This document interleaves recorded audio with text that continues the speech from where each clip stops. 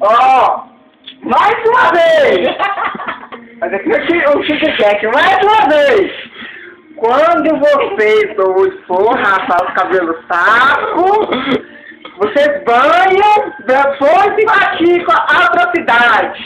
Porque senão vocês enchem o sabonete e a bucha de cabelinho, seus indecentes. Como é que o próximo banha? Já que você tem vergonha. Como é que você fez? Como é que eu fiz? Eu cuidado, tirei. Cadê onde que eu uso? Então tá bom, não tem mais nenhum. Hoje comprou uma bucha pra mim. Uma pinha de sabonete. Às vezes saca na cara. Você que passou o trem achando bom, senhor. Eu tiro na cara. Confessa.